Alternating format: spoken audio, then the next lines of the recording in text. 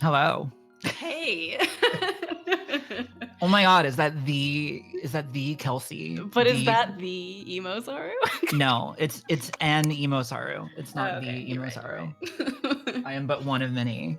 The hive mind. EmoSaru. This is true. Yeah. I've never thought about that. That's crazy. Yeah. Hey, everybody. I'm back. Long time no see. But we're going to be racing here soon. It's a very serious, incredibly competitive race. Kelpsey and I are not friends. This is serious. We're trying to determine who is superior, and I'm worried. I'm not gonna lie. We also have commentary with Princess Madeline. Hello. So she'll be helping us out. And I'll be doing my best to keep up with y'all. So just to clarify, this is not a randomizer. This is actually just us beating the game. So don't be surprised if we skip things, because we're just trying to beat the game. Yeah, that said, I think today we are going to be getting the magic powder, right? Yes. So for anybody who watches a lot of the speedrun, usually that's a safety, but we're going to take it just to make sure that this goes well. But other than that, we're going to go fast. Yes. Cool. All right. Madeline, do you want to count us down? Sure. I'll start. We'll go from 5 to go, and 5, 4, 3, 2, 1, go. And the mashing sounds begin. Click, click, click, click, click, click, clickety, click. Yeah, you're gonna hear a lot of click, click, clickety quack in this run.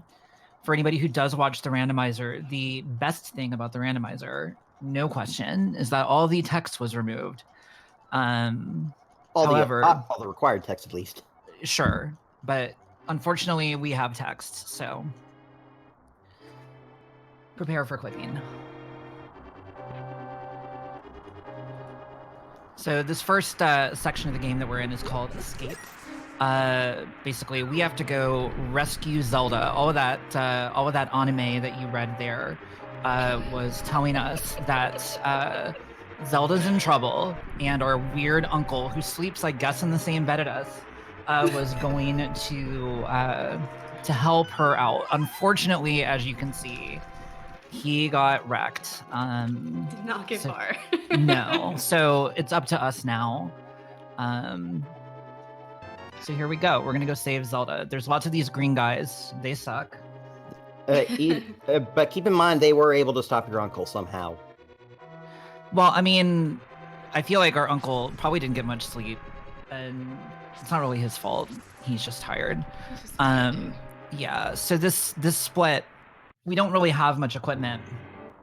So this split, really more than any other split in the game, is almost entirely movement tech based when it comes to optimizing it. So that means pumping, which is subtle undulations of up and down to go just a little bit faster every other frame, and stairway movement. Yeah, we're pressing buttons fast, basically. Yeah, we're mashing on the D-pad. We're doing up and left a lot, left and right a lot as well. Yeah. Against walls, stairs, as Princess Madeline mentioned, and yeah, you'll see until we get the boots. There's just a lot of pumping. And pumping is something that really separates the high-level players from people like me who just try to play the game as best they can. It's very hard to do, but it's also very important for going fast when you have no other choice. The really pro strat for optimizing movement in this game is to take a sip of your smoothie and walk diagonal and miss the staircase. Just FYI. And yet you're still in the lead by about 3 seconds. Sweet. That's all that pumping I do. So more text mashing. We do actually have to pick up Zelda here as well as the lamp.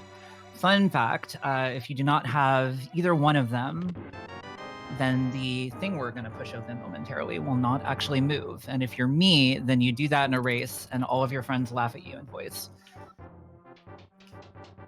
Well, not this time at least. Thankfully, no. Oh god, I wasn't paying attention. Yo, same. Just walking into the stairs and not going down the stairs. That's good. I love Yup. I told you, it's the strat. that. Oh man. So we're still pumping here. You're going to see me pumping against pretty much anytime I'm walking along an edge, going up or left, I'm pumping. The hot lore there is that basically Link, when he starts to move in those directions, actually moves 2 pixels on the first frame, and then 1 pixel per frame afterward. And so what we're doing by pumping is basically trying to move 2 pixels a frame on as many frames as possible.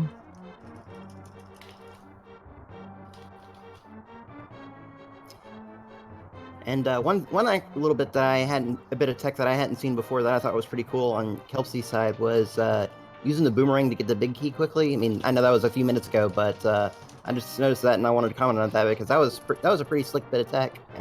I saw. So optimally, you're supposed to hit the ball and chain guard into the actual gate itself, so you're just right there, ready to go.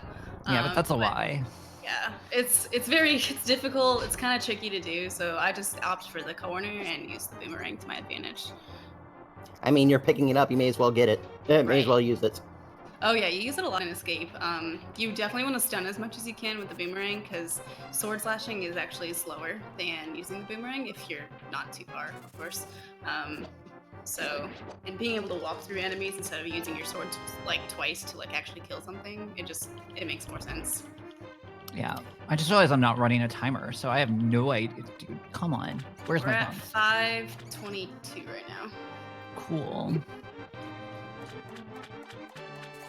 So those rats that I just killed are probably one of the worst enemies in the game. They have a bunch of different RNGs that they can give you, and most of them are terrible. So reading that room is really important. Mm-hmm. Yeah, they all spawn in the same place, but their movement from the word go is completely random. Yeah, so you may have seen me walk straight right out of that door there. There's actually a text box that we skip. If you walk straight right out of that door, then you can skip that text box and save a little bit of time. I am about to, and I think Kelpsey will very shortly, we're about to pick up the first safety of the run. This is one that most people take pretty much until they have like a really, really fast time. And that's the Sanctuary Heart. It's technically not required. We don't have to pick it up. But it's nice to have an extra heart, especially as we get into the first Dark World dungeon in a little while here. Mm-hmm. It helps with a bunch of boss fights because you're able to tank another hit if you absolutely need to. And even in Eastern, which we're about to see here, it kind of helps with getting the big key, which is a deboost strat you'll see. So we don't want to die there. Preferably not. Especially considering just how deep into the dungeon it is. It's just very, very out of the way. Yeah, it's definitely one you don't want to fail. Ooh, gosh. That Octorok. I'm having a really bad Octorok experience. EmoSaru with the very slick dodges off by a pixel. I think all mine were on the right side. It was beautiful. Nice. So here on the Eastern Overworld screen, you'll see us. You'll probably hear us mashing pretty hard. We're mashing right and left on the stairs, and that actually improves our climbing speed significantly. Yeah. And I don't even know how much time that saves. Like at least a few seconds. It's pretty nuts. Over the course of the run, definitely a fair amount, and it's particularly important on those screens because if you don't double pump, that's what that's called, on those stairs there. Then you're actually going to delay the movement of a couple of those guards and not be able to sneak past them.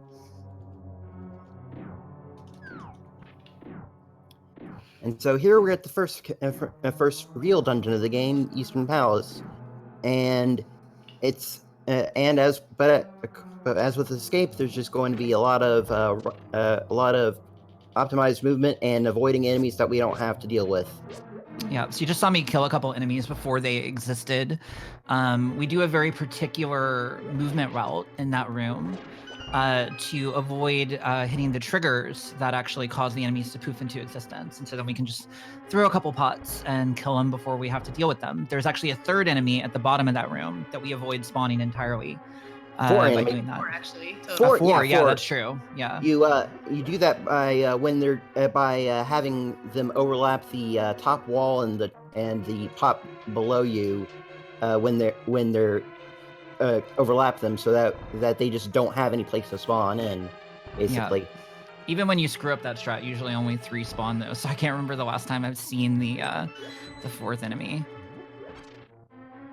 All right, so here comes that deboost that we were talking about. And it went great insofar as the switch didn't trigger for me. Did you do Popo? Yeah. Okay, so Emo did Popo. I'm just gonna go straight into the anti-fairies. And that's another way you can do it. You can just like tank yourself in there, grab the pot, and then try tanking yourself again. And it worked out for me. But then I took extra damage on the Popo leaving, so that was cool. Heck yeah. The advantage of the Popo is that it only does half heart damage, and so that it makes it a little bit safer, but it also makes it harder to actually hit the switch in time before you just get hit by the anti-fairies anyway.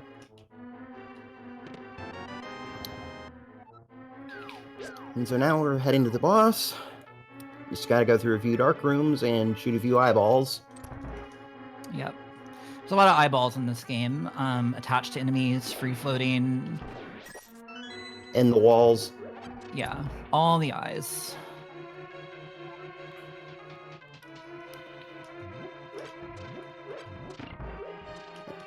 It's actually really kind of interesting just how often you see eyes, and then suddenly in Ocarina of Time, it became a very prominent motif for some of the people, for the Sheikah people. It's just like, okay, we're actually just going with the full shoot. Okay, well, same. I did that wrong, so hopefully Kels can do it right. I shot an extra arrow. So what we're trying to do on that Armos fight is get 2 arrows into the first one, so that it never turns red. By the time it comes around, you just shoot it with 1 arrow and it dies. I almost messed it up. That's cool. Oh no. Oh dear. I got way too close on the right. Oh. It's all good. Recovery. Well, the run is off to a great start, and so. You'll always want to have your mistakes at the beginning so you can do well at the end when things matter more. See, that only works if you assume that there's no more mistakes. Yikes. And so now we're visiting the ancient cowboy to get boots. Also known as Sahasrara. Yeah. It's got a nice long name. It's become a bit of a meme in the communities, the randomizer community, as well as the speedrunning. I mean, what community. hasn't become a meme in the randomizer community, though? This is the name Mandrag Ganondorf. Fascinating. I have no idea how to react to what you just said, but that's kind of incredible. That's in the English instruction booklet. That was supposedly Ganondorf's nickname as a thief. Interesting. So I'm gonna fall behind a bit here because I'm choosing to get money at in Sahasrara's house versus doing 3 rupees, which is a different strat, a little bit of a faster strat. This way I don't have to worry about money later on. To get into the Palace of Darkness, which is the first dungeon in the Dark World, you need 110 rupees, and I'm just taking care of that right now because there's 2 50s and some bombs in the back of that hut, so I might as well. So you've seen me do this a few times here, this trick called spin speed. I'm not just spinning. There's actually a very particular timing that we're going for, where we actually release our spin and then hit the dash button 1 frame later. And if we do that, then we basically we have free movement, but we have our dash speed. We can do it on stairs. Yeah, someone in chat was asking about that. Yeah. So every time you see a spin, probably going for a... Well, in the overworld, we're probably going for a spin speed. Yeah. And there's an expedited version with the hook shot, I believe, but that's getting ahead, I guess. Yeah, we'll see that later. There's actually a couple things that we'll do with the hook shot once we have that.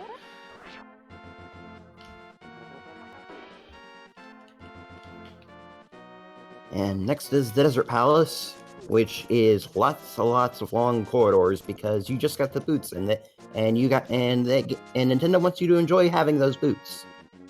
Yes, and I do enjoy having the boots. They are good. They're the best item in the game.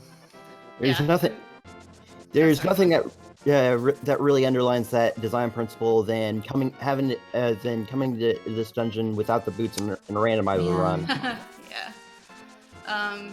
Yeah, going like 11 minutes without boots is pretty, it's pretty okay to do in the speedrun, like... That's already bad, and then sometimes you just have no choice in a randomizer. So fortunately, this is vanilla, and we do get the boots early on and for the rest of the game. That was fascinating, what just occurred to me, but whatever. I have some questions about the game for that. I'm gonna go for real dumb stuff, by the way. Yeah. Oh wait. Booty. Rolling deep. Okay, well we got it anyway. Ah, wow, nice. I can never do that. Is it a timing thing or is it kind of a delay thing? The dash turn there is well, if it's the chest turn. I was going for it off of the dash. I bonked. It's a 1-frame thing. It saves effectively no time, and it's real dumb.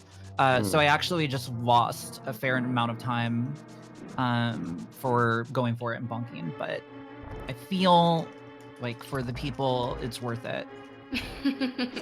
Oh yeah, you kind of have to try to do some showing off. Otherwise, Yeah, what's the point? I'm gonna go for all sorts of dumb stuff. We'll let Emo do all the swag stuff, and I'm just gonna try to beat the game. All right. Yeah, I'm gonna go for dumb stuff. Just you wait. There's some big dumbs. I don't know if Emo's gonna go for hovers. No, I can't hover. I could try to do it, but it'd be kind of hard for me. Hovering is very difficult. I can do it. It's just this controller's not very nice. Yeah, my dash button is already dying, so that's kind of an important button. I mean, like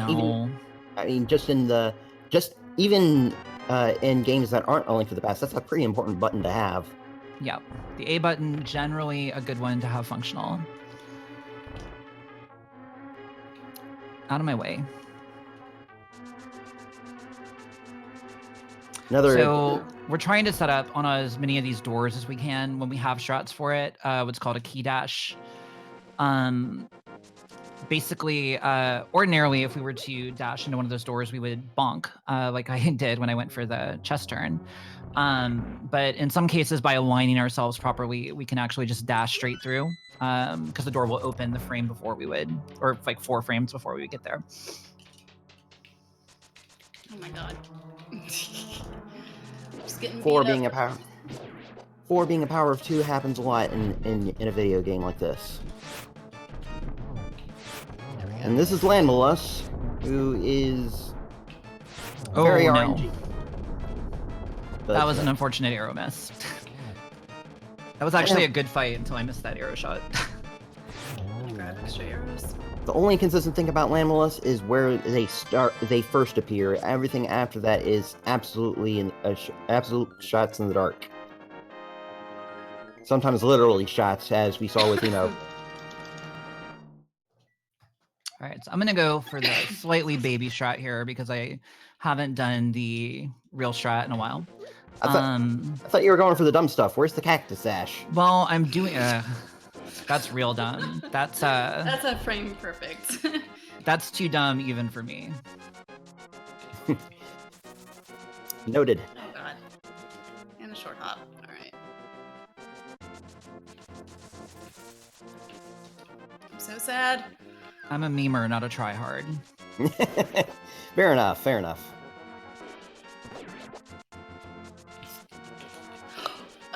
I've gotten short hops like 3 times now. Oh no. Kelpsey getting terrible RNG, and EmoSaru doing one of our first minor glitches, which is the fake flippers. Jump in the water next to a screen transition, and you can screen transition before the game realizes you're not supposed to be able to swim. And if you enter a screen while in the water, the game just doesn't really bother to check, so you just keep swimming. Yeah, there are a lot of things that can be done in this game on screen transitions.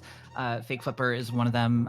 As a general rule, the game doesn't care much for you doing things like multiple things on the same frame.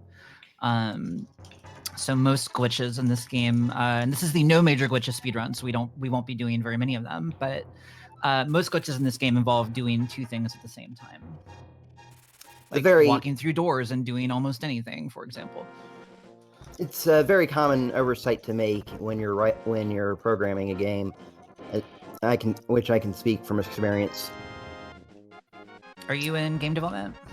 Sort of. That's what I try to do. I haven't actually released anything yet, but I've made a couple programs. That isn't about me. This is about Link to the Past.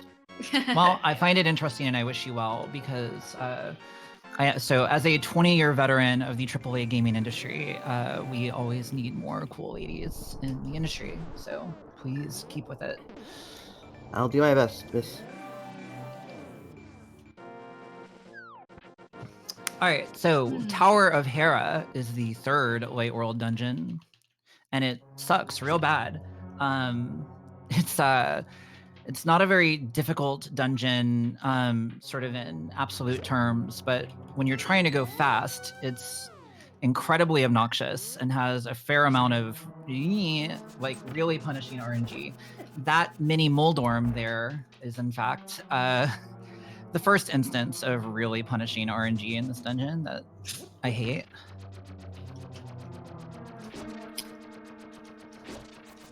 Oh no! I got baited. I got super baited. Oh dude, I'm down to 2 hearts. And oh, ruh-roh. Oh dear. It'll be alright. It'll be alright. Dead rocks or? Yeah, the dead rock baited me. Oh my god, please. I need and the sky cabbages aren't helping. Fun fact about this room, there are 22 tiles that float at you, and they are actually symbolic because each one represents one of the minor arcana in a standard tarot deck, which reflects the Fool's Journey, which is a metaphor for Link. I only mostly peed a little right there. That was... I thought you already got it out of your system. I know. When that happens, there's no amount of preparation. Okay.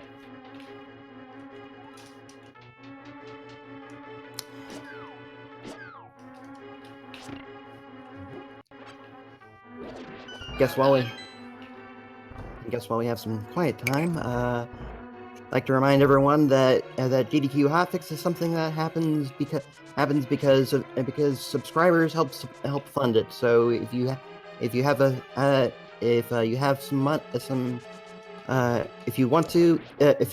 you're able to, please subscribe and help keep this going. And if you have Amazon Prime, you can subscribe for free and still benefit. Heck yeah. So go ahead, Kels. No, I was just gonna say I'm actually down to 1 heart in tile room right now, which means dear. That what I'm gonna probably do is take a death warp, which is allowed. Death warps for in general are not allowed in this category as a way to like pretend like save and quitting. But if it's like a situation like this where you're in like a dungeon and you're about to die and you're going to mirror out, then that's allowed. I didn't press that button. That's good. Oh wait. My controller it likes to press the select button even when I didn't, and this Moldorm is not cooperating. Moldorm isn't cooperating. What a shock. Oh god. Oh, okay. Well, we call that boss Trolldorm, and the reason is because sometimes he hacks you up real bad. I'm gonna go with I just wanted to give Kels a chance to get that death warp done and get that out of the way. And so now we're good. Can you actually? I've fallen twice on Moldorm. He's It's okay. It's all good. Which We're means that making this Kelpsey a nice close race. giving Kelpsey Oh, ample time I to... totally fell at bomb jump, so we're doing really good here. Oh, Evo. fantastic! I'm glad that we're having really fantastic Hera segments. This is the Yeah. best thing. Okay. Here we go. Now, can you Alright. give me something decent? This is much better. I can't even. There we go. I was about to say this is a great opportunity for Kelpsey to make up some time, but Yeah, but then I fell. Oh god, no. All right. Wow. So the bomb jump I tried there, I tried to give myself a bit of a 6 pixel window instead of a 2 pixel window, and I did it a little early, so I fell, and that obviously wasted some time. Yeah, so that's where we are. Yeah. I So really that was do a need the Moon Pearl. yeah. So that was a gold split for both of us. For I swear to sure. God, I just missed it again. Oh my god. We are definitely golding Tower of Hera right now. I'm freaking out right now. It's big time happening. Calm yourself. I know. Your inner Demi Lovato believes in you. It's all good. well, EmoSaru is fortunately out of the tower now, at least, and now we can get the Master Sword and actually proceed with the real part of the game, Aghanim's Tower. This is what I If get. that's the real part of the game, then please delete the game. Oh god. Okay. So that little pickle that I just shot is a jerk. It's not really dangerous. It's just unfortunate RNG. If you go for this, oh, I gotta pick this up. I should have picked it up on the way out, actually. Kelpsey with now doing a successful bomb jump. Heck yeah. It's all good. Making my way up. I should have hit the switch to get extra health. So hopefully I won't die to Moldorm. Let's pray here. I only have 2 hearts after failing bomb jump twice. Did you hit the switch? Nope. Oh. Got 3 hits down. 4 hits.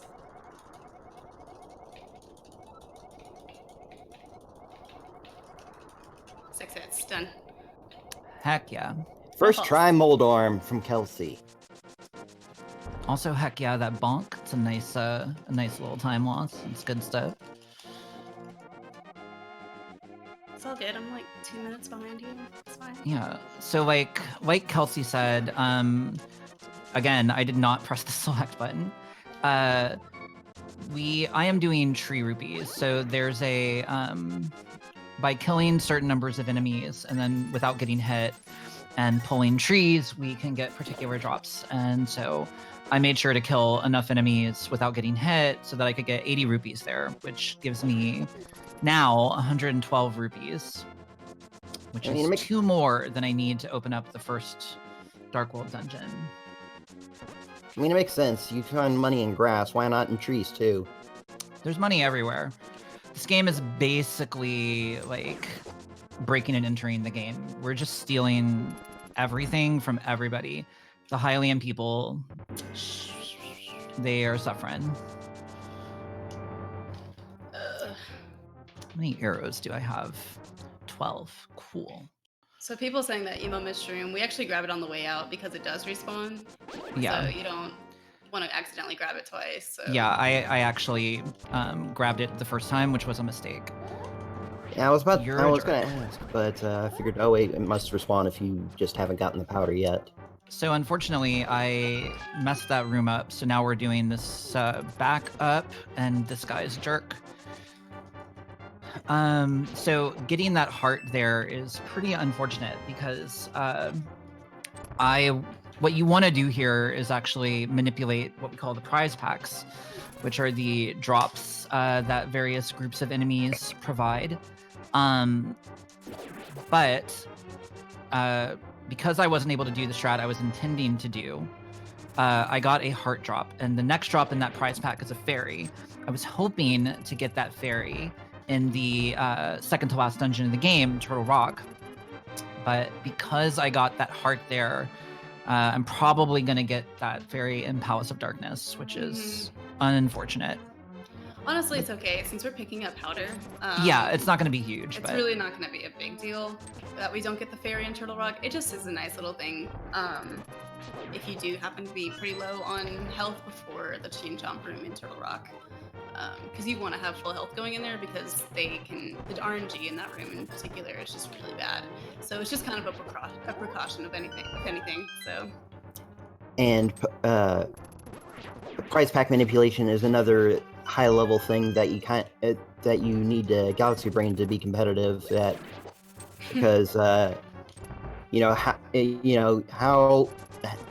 who else but would be able to really be able to look into that sort of thing.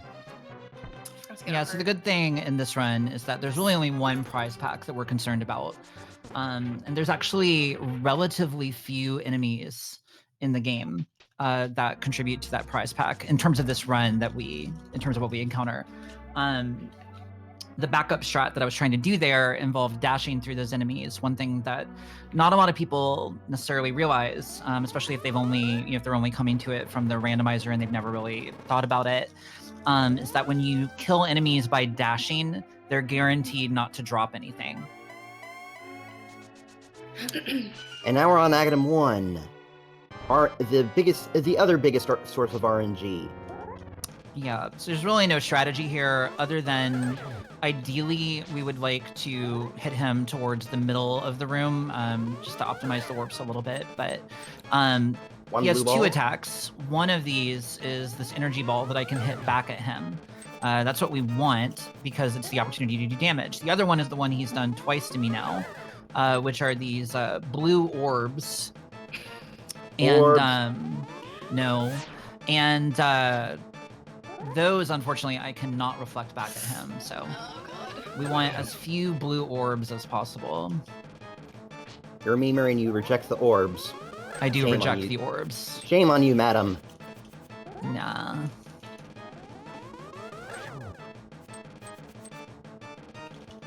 Okay. As far as Aghanim 1s go, that was actually fairly simple enough. So 2 blue balls is about average. 2 and 3 are basically average. You really don't want to get 3 because that forces you to sit through an extra lightning cycle, as does 5. Oh my god, I died. Oh shoot. Oh no, where'd you die? Dear. Oh god, I died in the room with the pots. Oh no. no. Oh my god, what am I doing? Here we go. You mean Circle of Pots? Circle of Pots, yeah. Yeah. It sets Kelpsey back quite a bit. Don't worry, when I die to Helmasaur, it'll all even up. Yeah, I was gonna ask Emo if you could die to Helmasaur or in the turtle room. I'll just miss spin speed too, so it'll be fine. It's easily a 3-minute loss. Shoot. I can't believe that. I was trying to be careful, but unfortunately the guard RNG went across instead of down, so I couldn't do the quick strat, and he poked me with 1 heart. Oh. I did that the other day, to be honest. Yikes.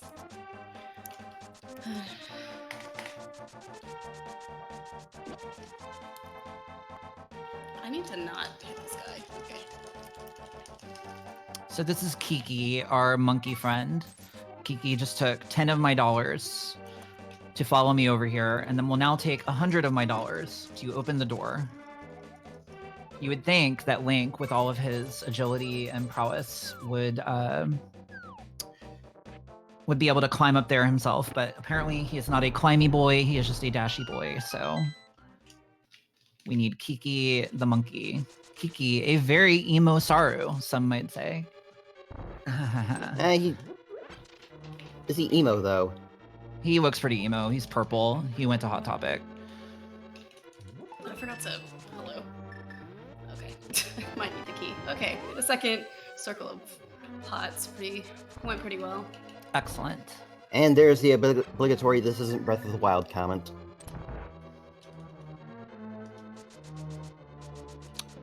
Neat. Oh my gosh. If I fall one more time, I'm going to be very sad. You know what would be great is doing this dungeon properly. Don't worry, Might Kels. help. I got you. I got you. Alright. I got you. All right. Well, we're just gonna pick up an extra bomb to make up for what we did. No biggie. Okay. Well, we're just gonna pick up another extra bomb. How many blue balls did you get? 2. Sorry, blue orbs. I got 2 blue things.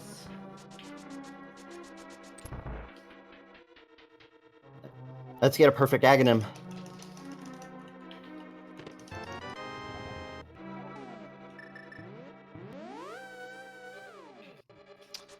All right. We'll just grab another extra bomb.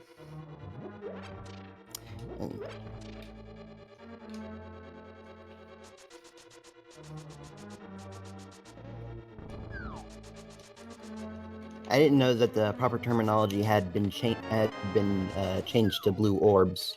I'm just trying not to say the other word any more than I Yeah, have to the other one's on a this little stream. more. That's It's a little more crude. So that's there's fair. that fairy I wanted. Unfortunately, I didn't want it now, but Got 4 so we far. have it. It's here. So Now for the big bomb jump. yeah. So that is a it's a vertically pixel perfect lineup. And you got it the first but try. Nice. It's horizontally pretty forgiving.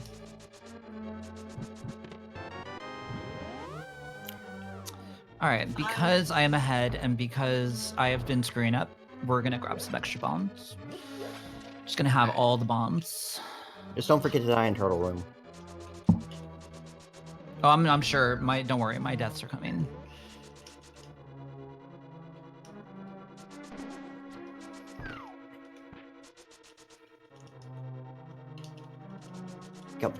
Kelpsey making it to the Dark World. But that was, and I missed. How many blue orbs did she get? That was 5. Oh, yeah. ouch! I'm leaving Aghanim. I'm on 3 top. arrows. I'm gonna split on top Seems of the good. pyramid. About 6.5. Let's go for dumb stuff. Okay. So the actual strat there is to shoot the arrow, walk to the right, and just dash straight up. But I'm gonna go for all the dumbest stuff that I know how to do that saves no time or actually costs me time. So in this particular case, we're bow dashing into everything.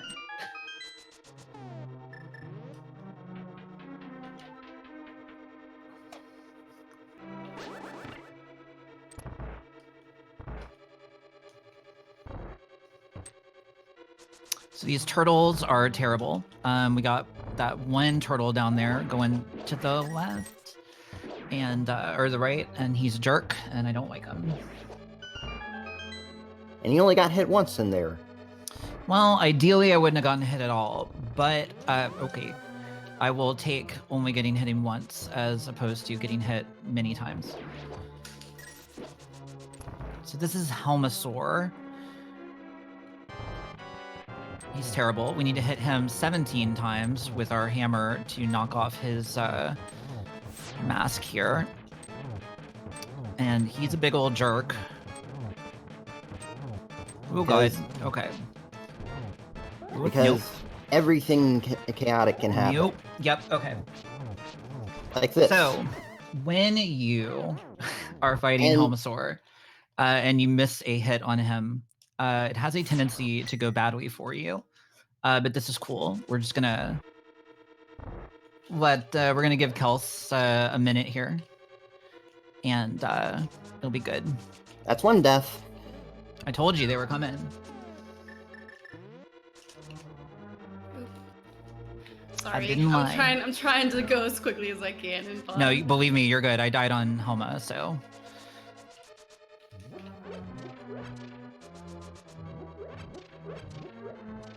Also, I have to grab arrows from the pot, so that's cool.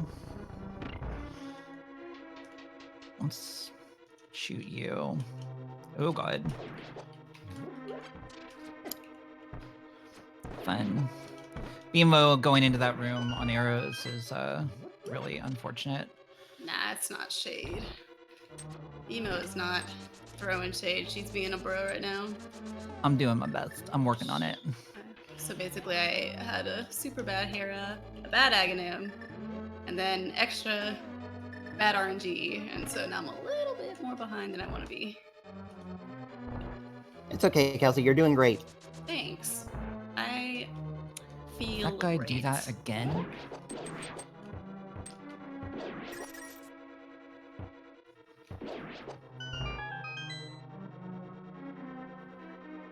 All right, here we go again.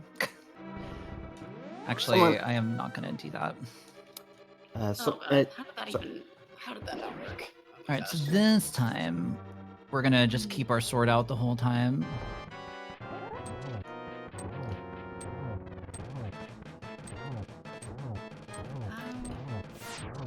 Second attempt with Kelsey on the bomb jump. Yeah, I don't know why I grabbed another bomb.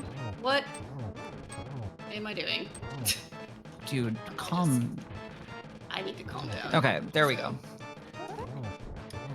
I'm gonna be too far. Oh, that worked. All right. Kelsey needs to calm down. EmoSaru King and EmoSaru King does not calm down. I was just trying. I wasn't criticizing you. I was trying to make a joke about EmoSaru King. Oh no, I know. I'm fine. It's fine.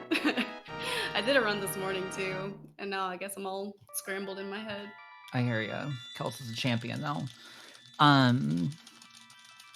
So on Helmasaur, that lineup to get those hammer hits on him is actually a little bit tricky.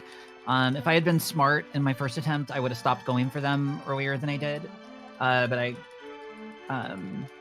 don't know, just kind of wanted to go for it. The lineup that I use is looking for Link's shield when your sword is held out to be lined up with the jewel in the middle of Helmasaur's head, and that's usually pretty good. But he has a tendency to move around on you, and then bad things happen.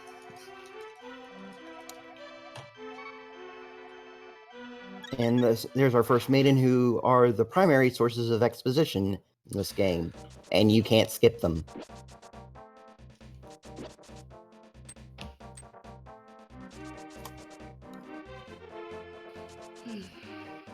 All right, so I'm going to go for a very dangerous but actually entirely safe looking, a very dangerous looking but entirely safe dash right there from that bird. It's actually completely safe. It looks horrifying, but there is no actual issue. Unless you actually do get hit. Well, yeah, but as long as you do it right, you won't get hit. What the? Did you guys see that? Wait, you'll see in a second. I kept the turtle on his back. It was great. Nice. You hit the hammer right as it tried to flip right up. as he was supposed to flip. Yeah, that was great. Frame perfect trick. All right, so here's our second mobility item in the game, which The is shovel. The shovel, which is a big time mobility item. But we're gonna use that shovel to dig up the actual mobility item, which is the flute or ocarina. Why they called it the flute in the US version, I have no idea. It is actually called the ocarina in the Japanese text. Probably to save space in text. No, I don't think so. I think they just thought okay, dash button. I think they just thought we didn't understand the word ocarina, which is probably fair. Well, doesn't the English version actually show the name of the items in the item screen? The Japanese version does as well. Oh, okay. Y'all are in the See, there's the ocarina. Top right. Ocarina. Normally y'all go in and out of the menu so fast I can't really tell, but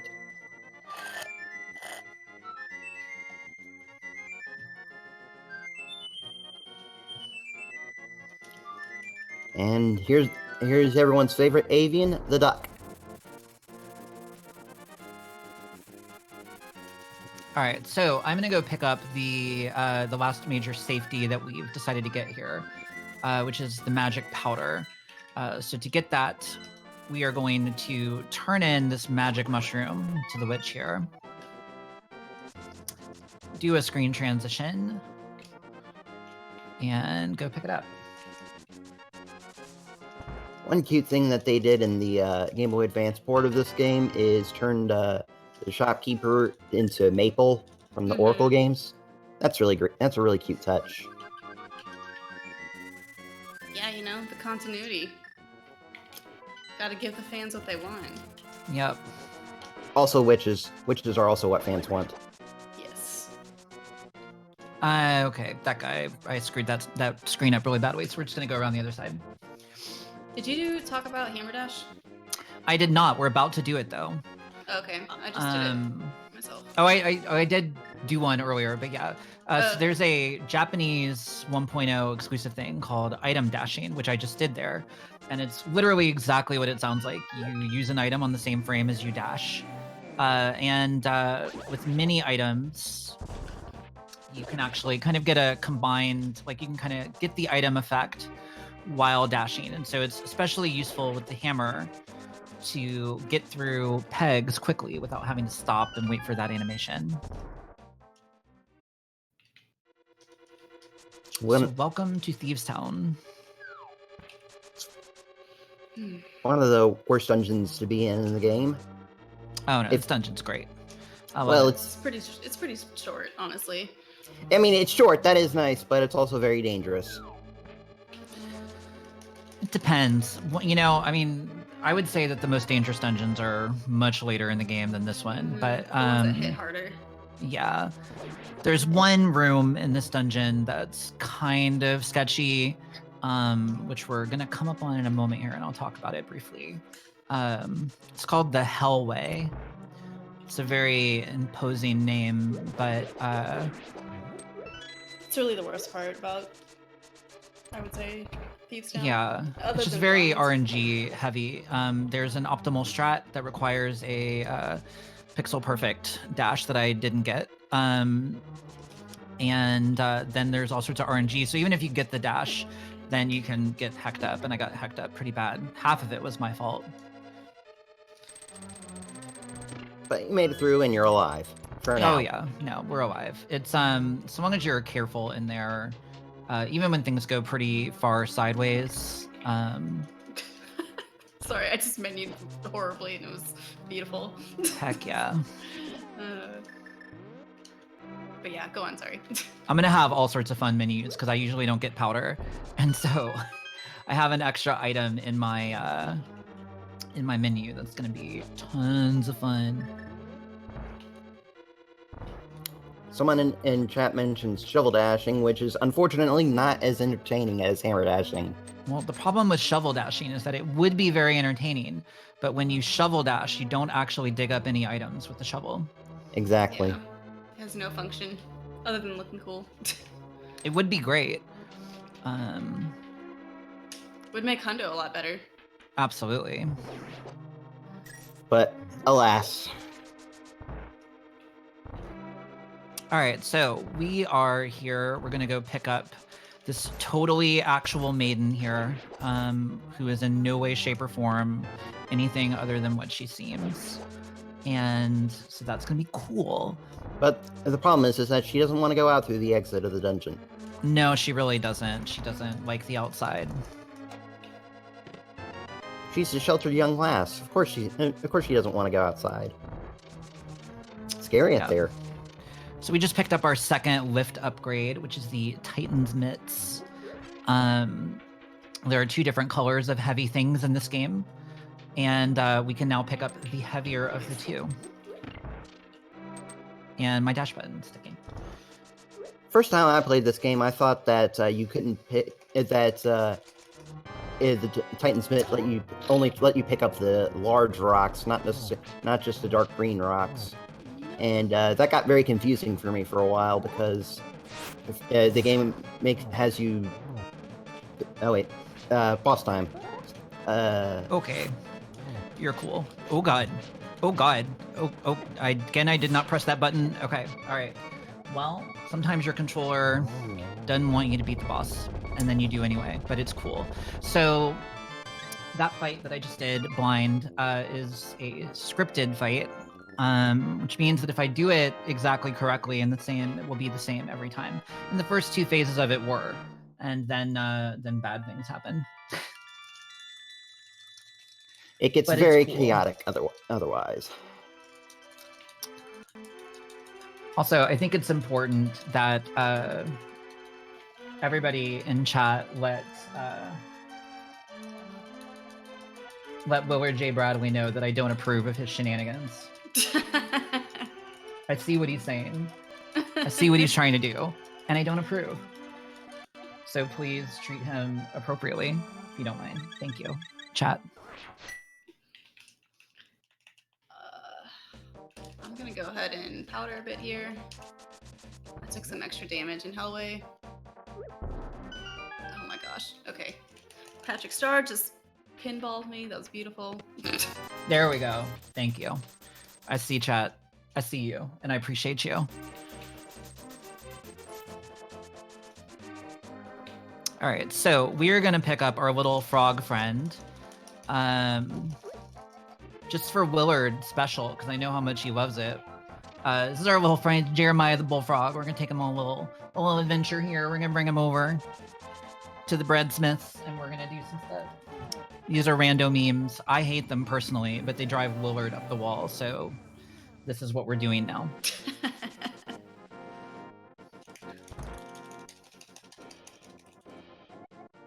Yeah. Random memes can be pretty exhaustive. They can. They're comprehensive. Yeah. They are exhaustive. They are exhausting.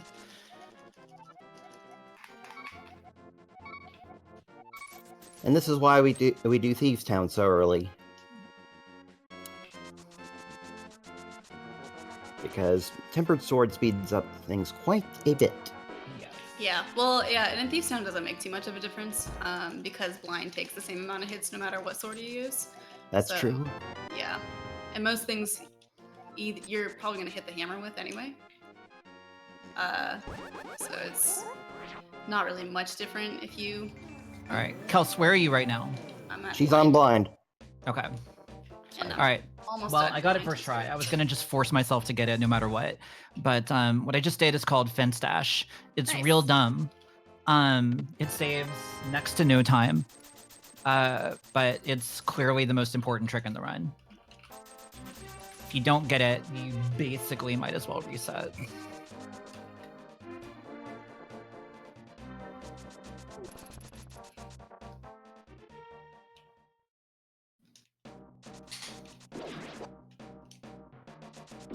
Off to Skull Woods. This is my least favorite dungeon in the game. Mine too. And it's because of this room right here. Oh good, it actually went well for once. Oh, nice. Got past the second worst part of the dungeon.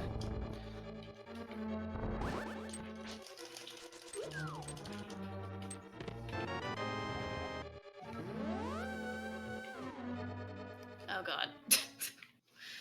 Man. You leave me alone, no bully. No bully. Oh god, okay. Everything's fine. Nothing like a good... okay. All right. So...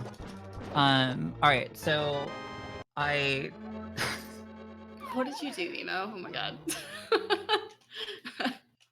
You know what? I'm gonna take this heart as a recompense for what happened. Okay, so I got like almost tagged by a guard coming into the big chest room, and then the guard did damage after I was in the room. Like the damage triggered after the door. So you got like 1.0 through a door? Yeah. Oh god. It was epic.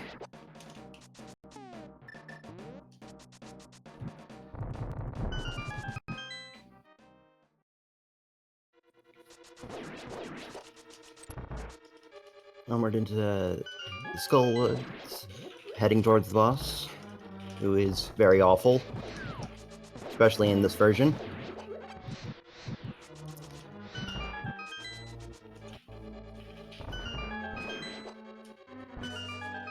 Oh no. Screw it. You can die. I hate...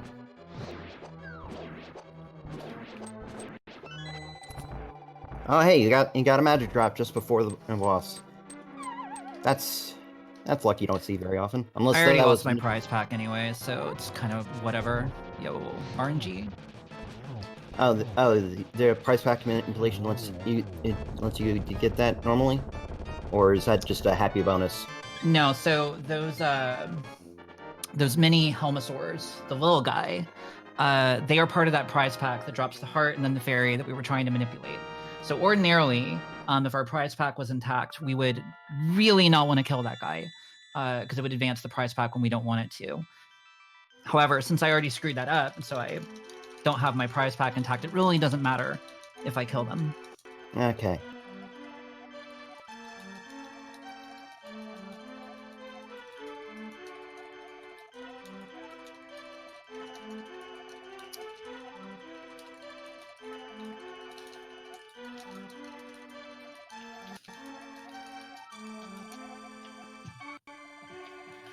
Okay. Bomb jump time. All right, so we are about to go get our flippy floppies so that we can swim legally. But before we do that, we are going to flute And one extra time right here. See that? Because like I said, we are doing everything dumb that doesn't matter. So by fluting there, we have now unlocked, I hope you guys are ready for this, one of the hugest time saves in the game. It's 4 frames. This is a 60 hertz game. It's a 15th of a second, but we did it. Big claps. Good work. Good work. Good work. Big claps. I must have missed it. Well, we haven't saved the 4 frames yet, but by Okay. playing the flute there, we have manipulated a variable called the altitude variable. The altitude variable affects a number of things in the game, but for our purposes today, the thing that it affects is the splash damage for the fire rod. So, by fluting there, we have reset the altitude variable so that the splash damage is actually where it's expected to be. And I'm going to use that to my advantage to kill a Freezor in Ice Palace without having to like actually aim or wait. Are you kidding me right now, fam? Oh my gosh. What's happening? I'm down to 2 heart. I got really messed up. Oh no. The mummy room with the key. I couldn't get it quickly. Got bounced around a good bit. Mm, This isn't good. Might be taking another death here. Yep. oh no. no! Yeah. That's all that happened. You know you're gonna have to die again.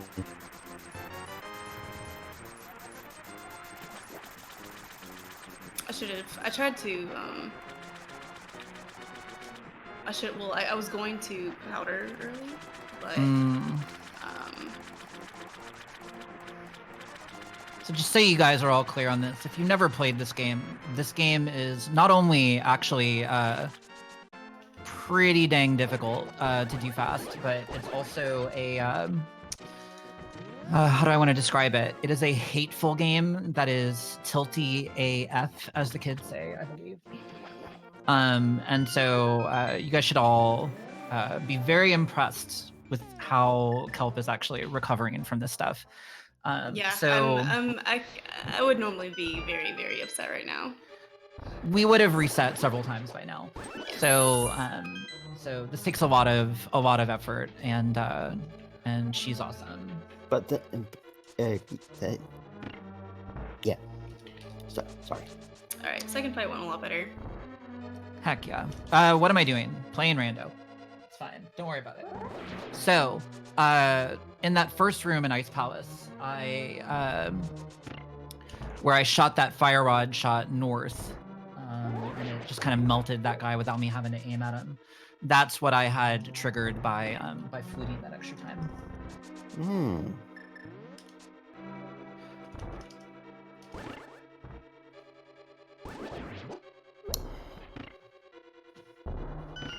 Coming up fairly soon on the last big bomb jump of the game.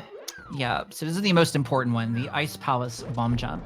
It's very important that we get this bomb jump because it literally skips like over half the dungeon. And we really don't want to do that half of the dungeon, so... Because it's just it's that literally might not work. Okay, we got it. I wasn't sure if that was going to work, actually. It was a little bit sketch. half of the dungeon we're skipping is extremely roundabout. Quite literally. You just go in a big circle around the level of the dungeon a couple times, just for the sake of getting to one All right, side of the room. More dumb stuff here really quick. So hopefully I can get it. Booty, I missed it. So there's this really dumb clip into the stairs that you can do there, and it saves negligible time, and you usually get hurt. But heck it, we gotta go for it. We're coming up on the next boss here, which is Cold Stare. Cold Stare is another big choke point in the run. EmoSaru, which I died to, is one. Cold Stare is definitely another one. If you watch the weekly races on Speedruns Live of this game, you'll see a lot of forfeits right around the time everybody goes to Ice Palace. The big reason is because when you die to Cold Stare, you also run out of magic completely. Yeah. And the only way you can really recover is either by going to a different dungeon, completing that, and then getting a magic refill, or fluting all the way back to Kakariko Village, and then finding the tree that drops a full magic if you bonk into it. But both of those take a long time. Emo making Cold Stare look easy, to be perfectly honest. It's not. It's not. Well, I shouldn't say that, actually. Cold Stare has 2 modes, and you get to decide which mode you're going to play. Extraordinarily Easy or Nightmare from the 7th level of the Stygian Abyss of Blackness and Darkness and Pain. And fortunately, I did not screw it up, so we got the good one.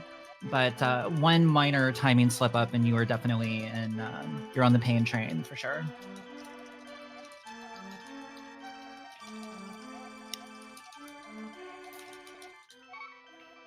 It's so weird not splitting. It's bizarre. Yeah. I have been, but I'm like, I might just stop because I'm so far behind. There's no point splitting. I mean, I know I'm at least like +2 or 3 right now. What am I doing? We're going to Swamp Palace. Oh, man. So, Emo's going to be doing a bit of a different route. After she... on her way to Swamp Palace, she's just going to go straight there. I prefer doing what we have are called errands a little earlier. Basically, you need to pick up Ice Rod and Ether before you hit... Well, Ether before you go to Misery Mire, and Ice Rod before you go to Turtle Rock. I prefer doing them really early on, especially Ether early, because of... like, if you take damage before you go into Mire, you will have a really harder, slower time. It's a little more difficult, I would just say, in the second room of Mire. And there's just the easy way to just avoid that completely is just to, get Ether early, and then you can go straight there and avoid taking damage altogether. Yeah. I also want to say that this is the go ahead. No, you go ahead. I was just going to say something stupid. Oh, well, one thing I was going to say is you might have noticed me kind of walking into warps or mirroring with very particular alignments, or at least trying to. What I'm going for is called quick warps. The game actually, based on your X position on screen, will determine whether or not you get a quick warp anytime you do that transition. And if you get a quick warp, then you save, actually, I think it's like 25 frames or something like that per, so it's not insignificant. It adds up over I am having a time. I have actually run out of bombs. Oh, no. Oh my god, did that just happen? That went so badly. Alright, we're gonna have to boomerang this guy to death. just hold with me. Just hold. I can't believe this just happened. I'm now watching the stream, and... Yeah, you might as well just hold. I'm sad. Just watch the stream. We're gonna kill this guy eventually. Worst. I mean, I could mirror out and getting grab a some wo- bombs, but this also works. Okay, dash button. You're cool. There we go. And All Fire right, we got a Snake, bomb. you are also cool. Also, that was a. You know what? Let's grab arrows. Oh God, why did you go left? So generally, I tag that guy on the way up, and he went left, and I got real sad. Okay. Oh my god, I don't even have bombs out. I'm just like totally frazzled right now. It's fine. It's fine. Everything's fine. No, dude. Oh my god. Okay. I failed Ice Palace bomb jump because I don't have any bombs anymore. Uh-oh. So we're gonna leave. Time to do Swamp Palace. Time to do Swamp Palace and we'll come back. And if you could be so kind as to die a couple more times, that would be great. Oh, don't you worry. We've still Just got Misery Mire and Turtle Rock to do, so Oh yes, Yeah. those treacherous locations. I can throw I could away have hovered. so yeah. much time. I can throw away so much time in Misery Mire and Turtle Rock. That's even before you think about the bosses. Yeah, if you watch my stream, then you know that my sub icons are actually various forms of trash cans and culminates in a glorious dumpster fire. And I'm not saying it's because of the way my runs usually go, but I am saying it's because of the way my runs usually go, so.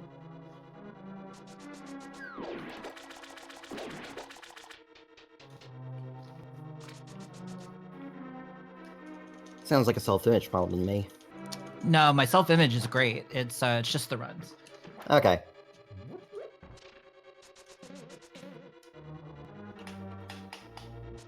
So there's a lineup I'm going to do here. I'm going to walk diagonally left from here so that I can hookshot directly to that thing and then get bodied by that guy because it's fun.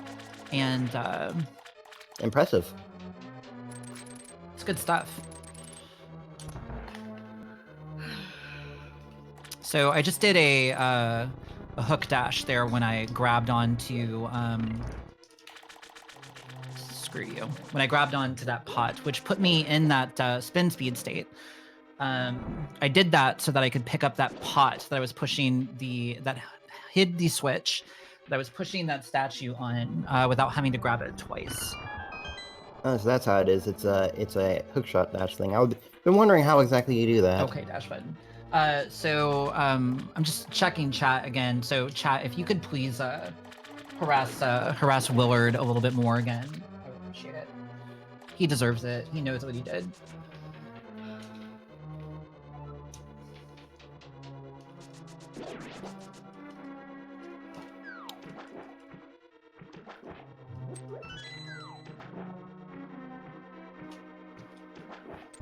Willard recently got a new haircut though, and it looks great. So also don't be mean to him about his haircut.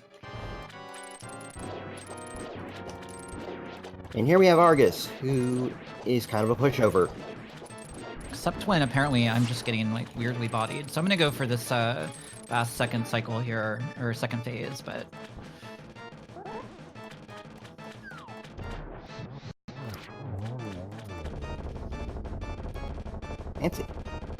Fancy fire rod strats.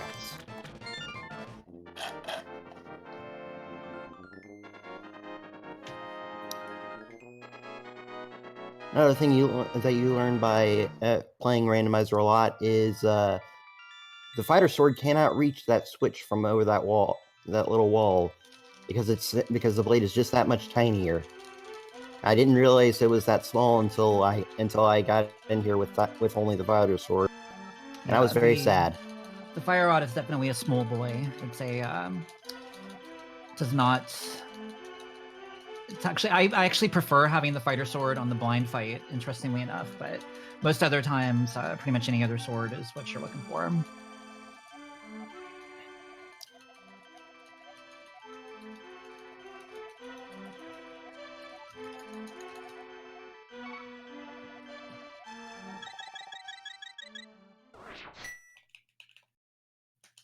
That's a little bit too far right for that quick warp right there. But whatevs. All right, so we're gonna do another bit of spin speed related tech, which is this sword climbing. And this is specifically the reason why I wait to grab the ether medallion until now. And it's so that I can do that. That was unfortunate. So by pulling out the sword and doing a hook dash, we get into this sword climb state where I can climb stairs really, really fast. That's the wrong entry. I'm gonna try to grab a sweet. We ideally want full health for the first room in the next dungeon. Well, second room. Second room, technically. First room that actually has anything to do.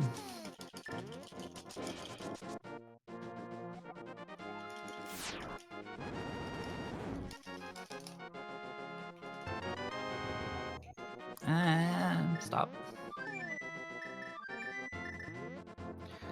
All right, so this is going to be really non-obvious, but the movement that I'm doing right here is setting up for spooky action glitch, which is a relatively recent discovery.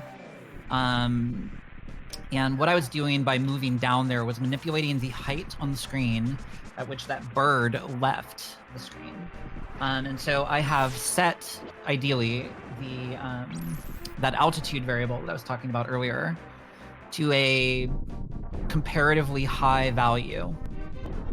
And that's going to let me do some cool stuff. And the spooky and spooky action glitch is not like spooky ghost spooky necessarily. It's actually the quantum entanglement version of that. So that room is why you want sword beams. Speeds it up very much.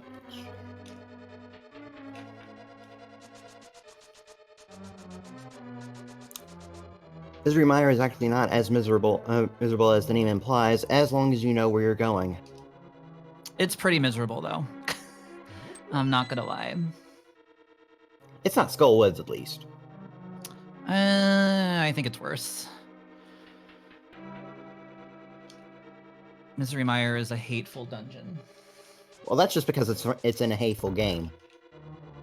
I mean, you're not wrong.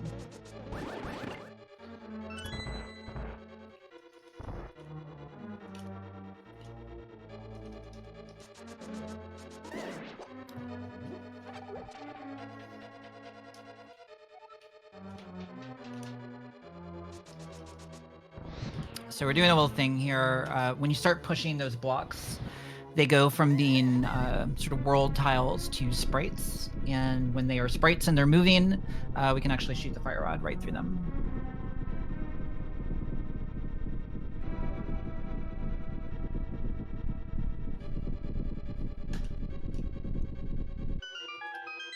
I want to tell you guys, by the way, that I did a practice run last night, and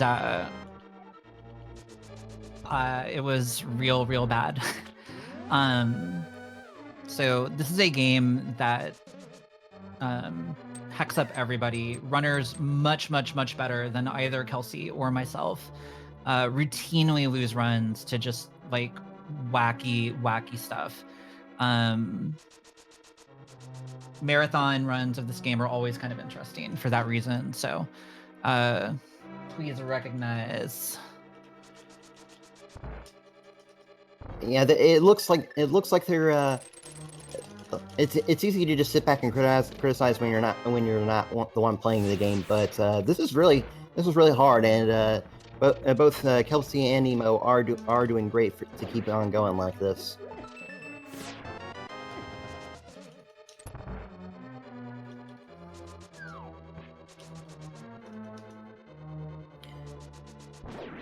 All right, so we are coming up on that spooky action glitch that I was talking about, and hopefully our setup was good. So what we're doing here is manipulating. I'm not sure why I didn't dash there. Probably because I'm talking, but whatevs. So I just did a little sort of half dash there to kick up smoke before putting down that block there with the Cane of Samaria. And that allows me to shoot a fire rod shot at that spike and yet hit a switch that you didn't even see up off the screen. And I'm going to do the same thing there and hit a switch in another room. And then I'm going to do the same thing here and hit that switch at the top of this room.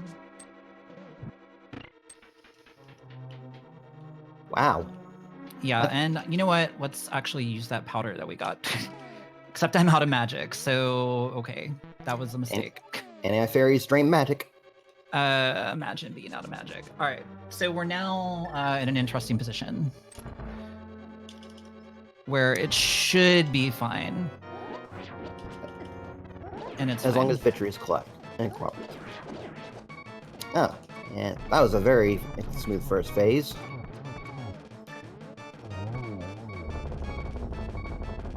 Did we mention that there are a lot of eyes in this game? Because there are a lot of eyes. Yeah. Can't do fake powder without the mushroom, sadly. But yeah, so the strat that we just did there, sort of the preferred strat for fighting that boss, Vitreous, was discovered by a person who is very good at this game, who is a gamer of a certain type, according to himself. But it involves we're actually specifically and intentionally taking damage from the light-colored goo at the top of the room, which only does a teensy tiny little bit of damage so that we can get iframes. You can fake powder with powder. Oh, yeah, that probably makes sense. Well, thanks. So, at any rate, we take damage from the goo so that we can then walk through the eyes without getting hit by them because they do a lot more damage.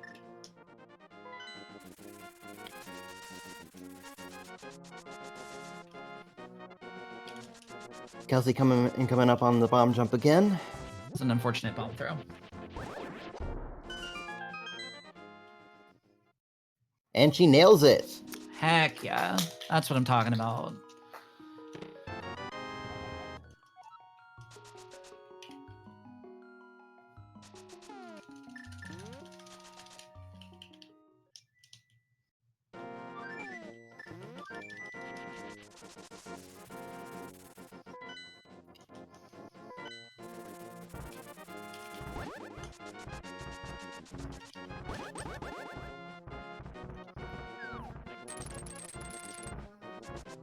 So, last dungeon is Turtle Rock.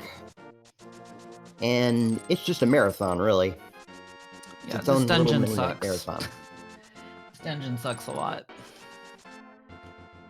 Honestly, I think it's... Oh, sorry, go ahead. I was just going to say, I think its only crime is that it's long. You know, it's not even really that long, but it the main problem with Turtle Rock is just that everything in here hits really, really hard. And you've got some of the more obnoxious types of enemies in the game to deal with. Including ones that don't show up anywhere else for whatever reason. Okay, so I went for hook speed there. Apparently my dash button dropped the input, so we didn't get it. But... Okay, D-pad.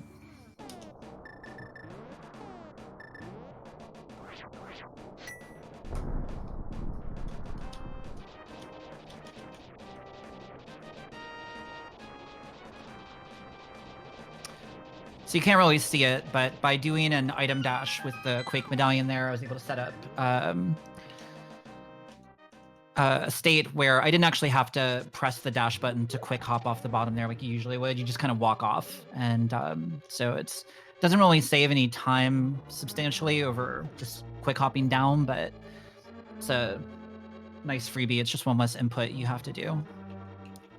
Kelpsey Cold Stare managed to escape Kelpsey for a little bit, but she recovers very nicely. Gets through Cold Stare without any problem. Heck yeah. She's gaining on you, Saru. Oh, I know. I told you. This is not good. Yeah, that's fine. We have powder, though. We're gonna grab this, though, because we do not have... Don't want to be in that embarrassing Prize pack. position. In a position where you don't have magic anymore again. No.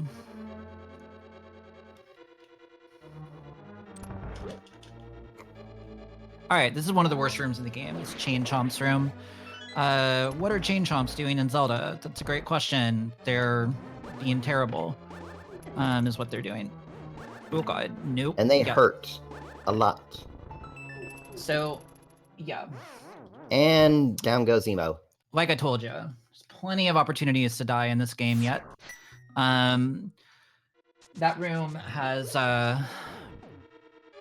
some really annoying RNG patterns, and even when you get one that looks okay, if your timing is off just a little bit, it's really easy to get tagged by one of those guys. They hit for a lot of damage, and I do mean a lot. That's more like it. You cannot pet the dogs in A Link to the Past. Well, you can, they just hurt very bad.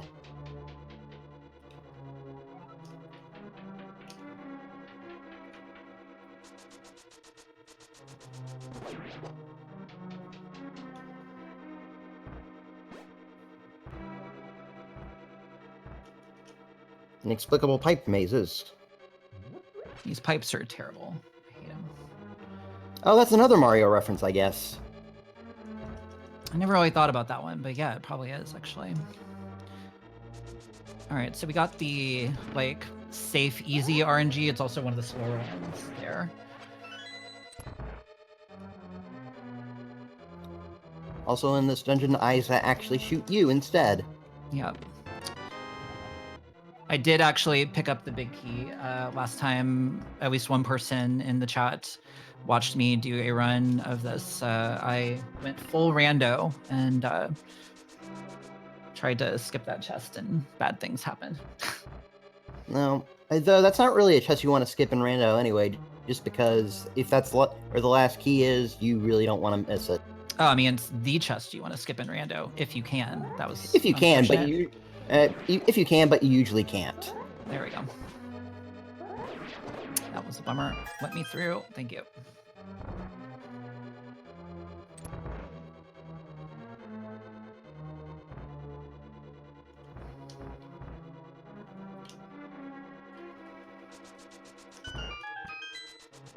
Strangely, there aren't. Oh wait, yeah, there are turtles. I was about to say there aren't any turtles in this Mario Actually, heavy. we're probably gonna powder, so I shouldn't have. You'll be fine. You got plenty of magic. Well, no, it's just if you're gonna powder, you ideally don't want to hit that peg.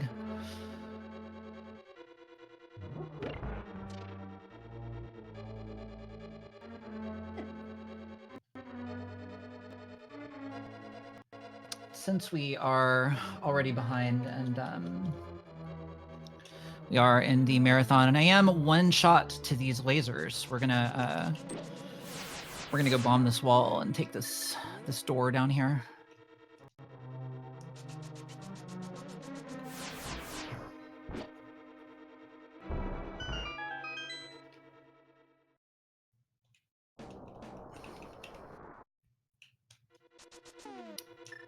That little quick exit and re-entry is just a good, nice, safe backup for if you die against Try X. All right, let's do this. Let's just powder. We went to the trouble of picking it up, so we might as well use it.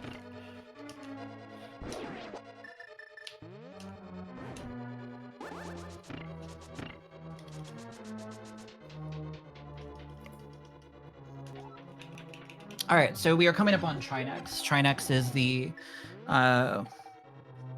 boss of this dungeon, and he is so named because he has 3 necks. I know, it's a shocker. One of the necks is vulnerable to the ice rod. The other neck is vulnerable to the fire rod. And the third neck is vulnerable to us. But that neck is covered by a rocky shield, so we have to make it explode. Yeah.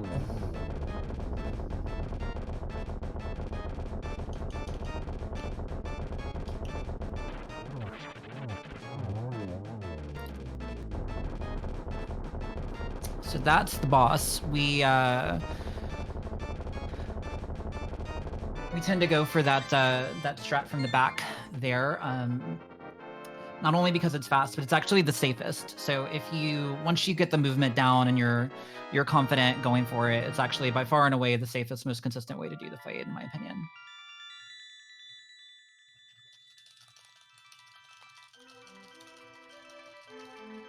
And Vitreous goes down on Kelpsey's end. Heck yeah.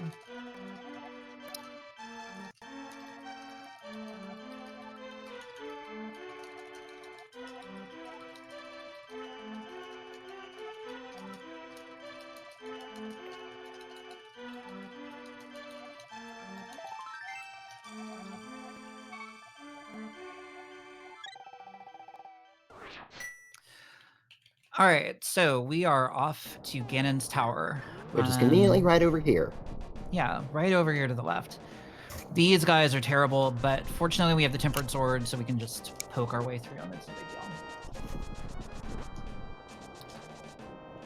Lionel is holding up the reputation of being some of the roughest enemies to deal with in a Zelda game. Yeah, they do a lot of damage.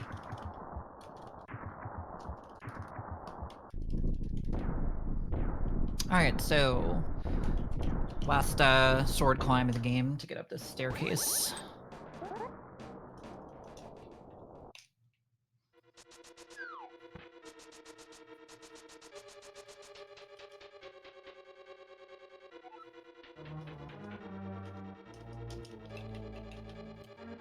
I've noticed that both of you appear to be going for silverless strats.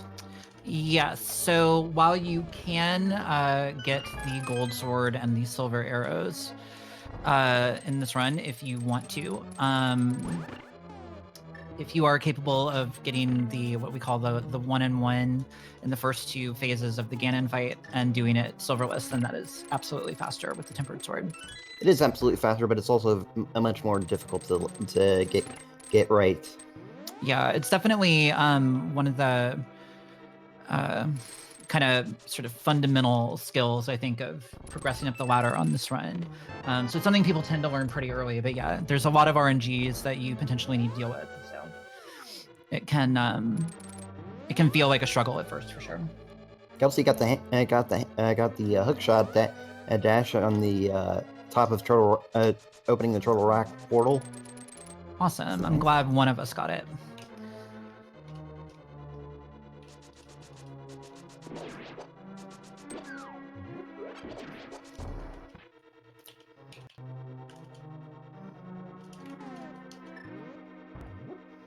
All right, we're probably going to lose some magic. Nope, we're good. Unfortunately, placed Anna Fairy. And now Dude, I shot an extra arrow again. Oh my god. And I'm out of arrows, so this is good stuff.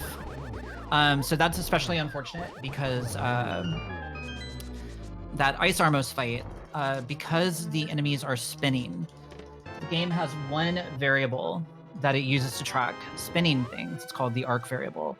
And you really want to get out of that room as quickly as possible because the same arc variable is used for Ganon's fire bats on the final fight. So if you don't get out of that room quickly enough, you will end up with weird bats. I think we got out fast enough, but screw you. Imagine running out of arrows in the Armos Knight battle. Okay. All right. I promised you that we were going for dumb stuff, and I stand by that promise. So, dumb stuff.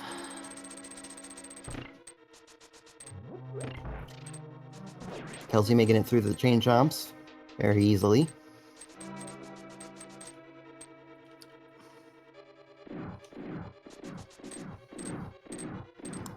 And EmoSaru is was going to roll deep, but she apparently abandoned the dash. No. That was exactly how that was supposed to go. Oh, I thought you didn't stop dashing at it. I thought you weren't supposed to not dash at it, stop dashing at any point. No, that was a bow dash, and so in order for that strat to actually be fast, you want to stop it as late as possible so that the bow comes out at the very end, because that's the slow part. Okay, gotcha.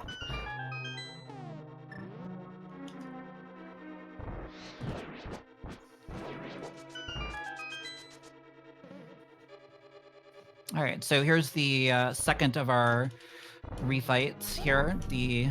Hello. Our Lambo 2 fight. I'm just gonna save the magic. I'm lost, this time with lag. Lag and a really annoying fireball shooter. Well, yes, that's lag. We're just gonna play it safe, just in case.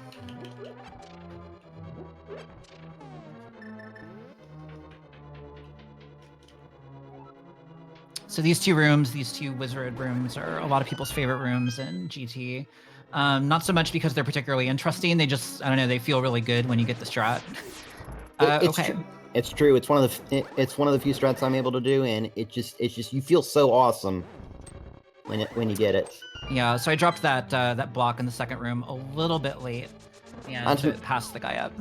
Not to mention, between after each of them is one where you just have to straight dash through them, and then there's this room right after that. This room is annoying, and I don't like it. Yeah, it is annoying. One big thing is just making sure that your movement is really clean, and as long as you know how to walk on edges, it's not too bad.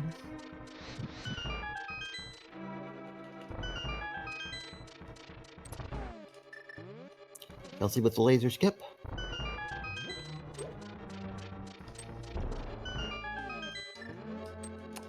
Booty. Okay, we're actually gonna powder this guy, because we got it, why not? Also, I do have to grab the key that I intended to grab. Why not? We got the powder. Giving it good mileage. Okay. Ooh, golly.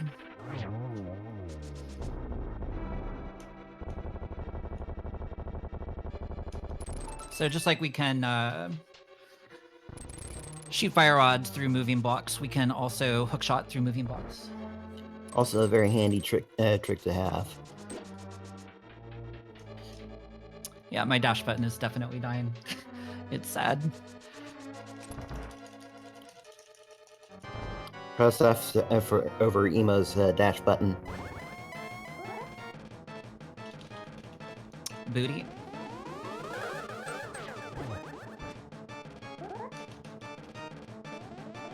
Again, 2 doesn't have quite as much RNG to it, even though he still has the same blue orb attack.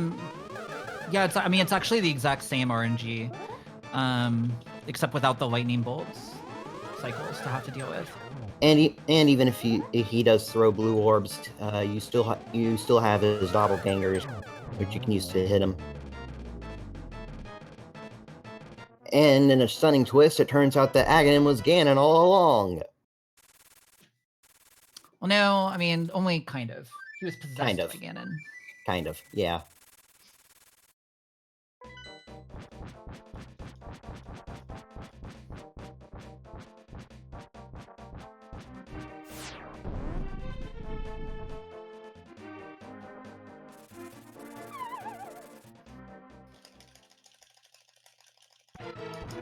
And Kelpsey's on her way to Ganon's tower. Again, buttons I didn't press.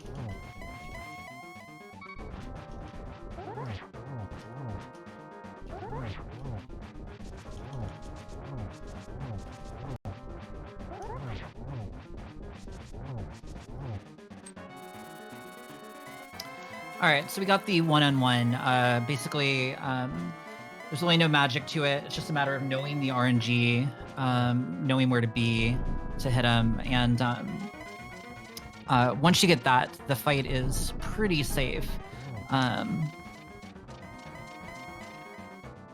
But we will be going for Silverless Ganon, as Madeline said earlier.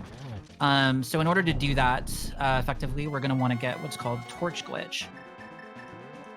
which is what I just did, where if you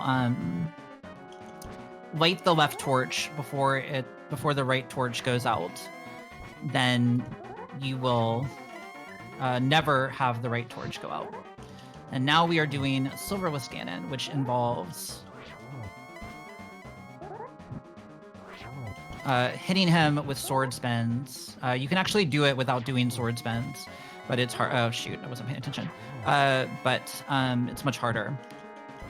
But hitting him with sword spins right as he is about to warp.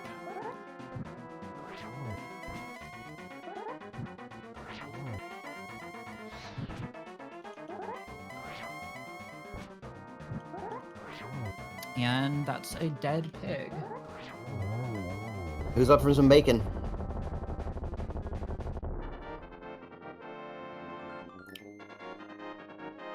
Coming up on time for Emo. And it's time.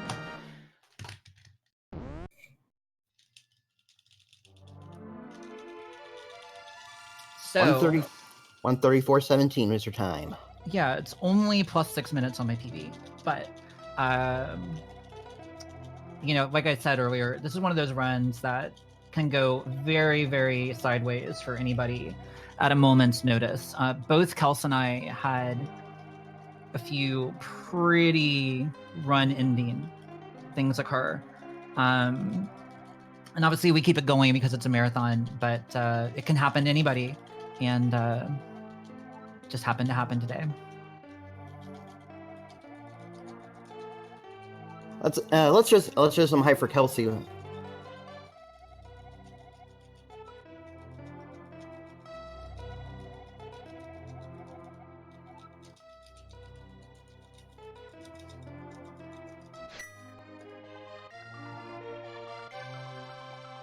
Yeah, so Kelsey's Ice Armos fight looking like it went a bit better than mine for sure. And she will be making her way up the tower And through the gauntlet. Well, the gauntlet is a very specific set of rooms. So oh right, yeah.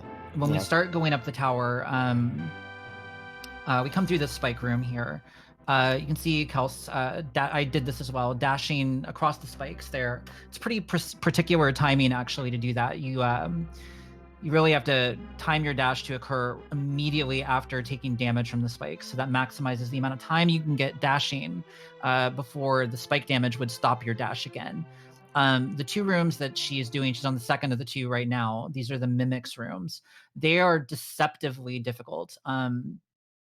They can be difficult no matter what, especially when it starts to get just a little bit off. I don't know what just happened. I'm laughing though. Oh my Lord. God. Oh that was such a mess. Oh. Okay. All right. Just well, don't worry about it. Just pretend like that didn't happen. All right. Yeah. No, it's awesome. So, so Mimics 1 and 2, like much of Ganon's tower, are rooms where when they go fine, they're not hard at all. When they go a little bit sideways, they are nightmarish. And sometimes you end up with a nightmarish Mimics.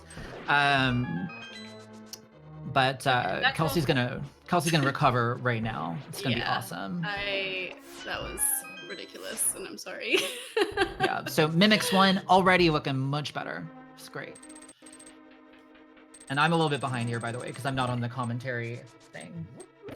Yeah, she's going through the just got past the second member room. Yeah, I'm gonna go ahead and grab a fairy here just because I don't trust myself to do gauntlet on 3 hearts right now. Yeah, I think that's smart.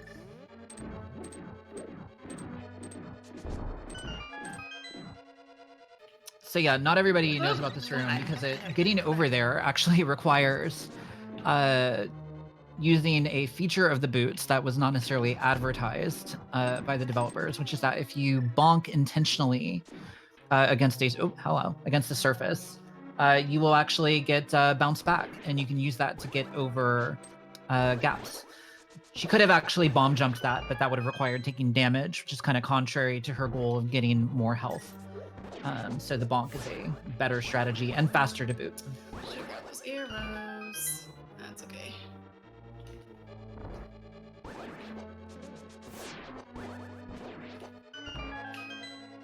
come over here. Please, come back. Okay.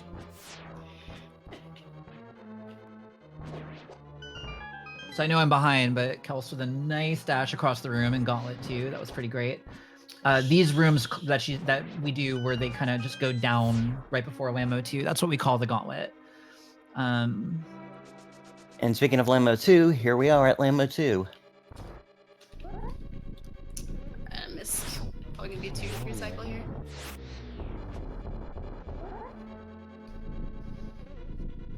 Sorry, what muffins? I think that was muffins. Yeah, that was... Oh, awesome. Thank you. Oh my gosh, I'm doing this so early. Okay. I'm getting upgraded. Open Zoom. And down goes Lanolus. Yeah. Few extra cycles, but that's fine. What happened to my run? Well, what didn't happen? Things okay. happened. Things happened. A lot It's of a- things happened. It's a link Okay, to the past. that was It's, cool. it's Yeah, really Link to mean. the Past happens, and it's really funny. I had a run this morning too, and I was actually ahead for quite a bit. It's all right. I hope I have The enough heck? magic. Here we go. Should be okay.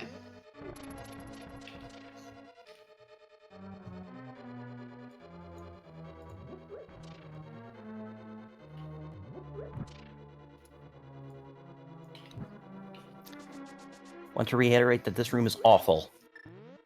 I love this room. I think it's great. A Torches room is so much fun.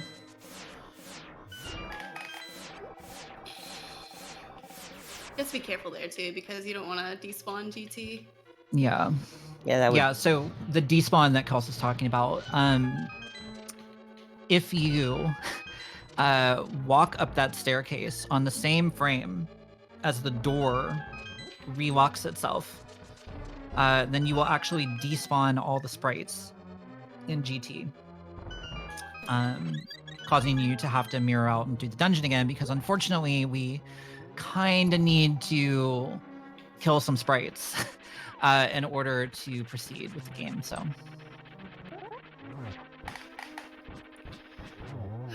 Getting there.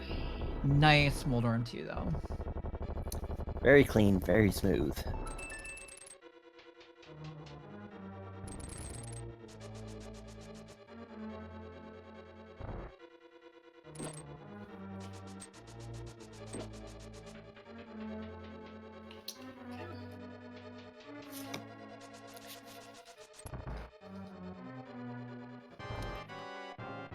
And now the second fight with Aghanim and his two friends.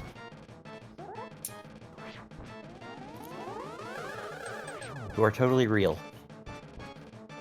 Yo, let's go. Oh baby, the triple. Oh baby, a triple. I followed up with It double, then triple. Yeah. Wait. Okay, there we go. Yeah. There we go. Heck yeah. All right.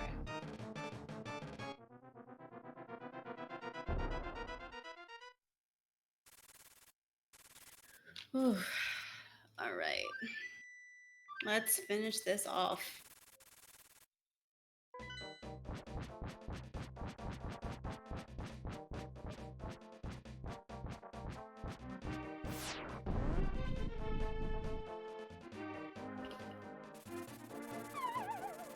All right, so Kel's dropping into her Ganon fight. I'm excited. I hope you guys Oh are. my god, I just walked into him. Okay. Heck yeah. We gave Ganon hugs today. That's good. Heck yeah. Ganon could always use a hug.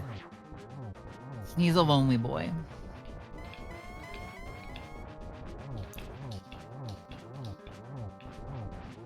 I hit this. I hit the freaking torch. Are you kidding me? Okay, we gotta do phase 2 again. Let's go. Oh man. Actually, I think he needs another hit. Oh, I walked into a bat. Wow, Oh, that no. sucks. Don't walk into a bat. Well, let's try again. You got this, Kelsey. I believe. It's probably because I walked into him. The split is called "Don't Hug the Pig" in my splits, which, as you can tell, is very good advice.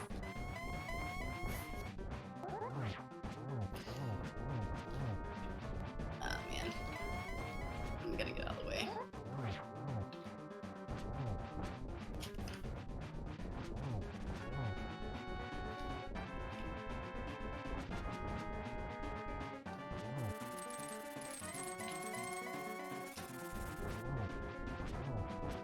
Many a runner have lost a promising run due to Ganon being butts. So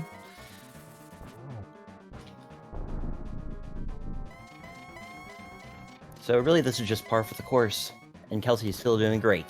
basically, I mean, what I would say is that everybody in chat watching today got the authentic. The authentic Link to the Past experience, yeah. Exactly. Yeah, you felt. This is a Link to the Felt Past, our a natural. You felt our pain and our disappointment and our. Yeah, if you read the upcoming, Hyrule Historia Part 2, it actually describes how this game was actually about heartbreak and just pain and torment. It was actually a collection of men in Kyoto were actually listening to The Cure a lot, and then they made this game, and it just got really dark, really fast. That's why there's a dark world. Yeah, it's crazy. Oh, really?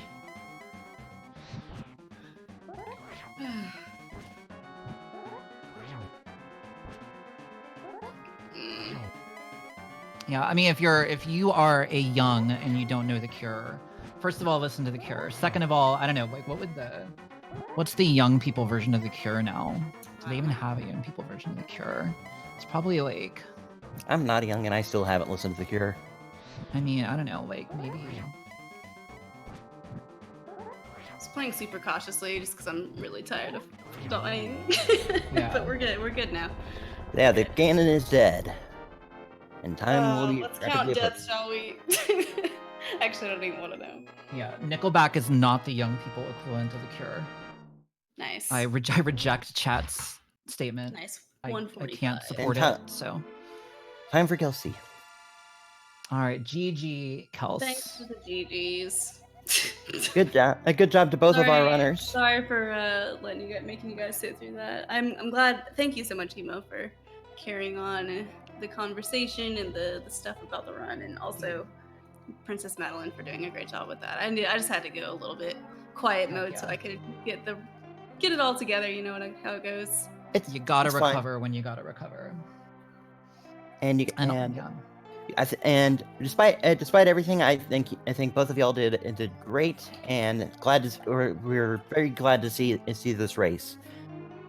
Yeah. And Thanks to you. Thanks to the Frame Fatales folks for having us, and again, huge GGs to you, Kelsey, for actually I have failed to finish so many runs, and if there's one thing that Kelsey is way better at than me, it's actually recovering the attitude, and she's really dope, and you should absolutely go hang out with Kelsey in her chat at all times.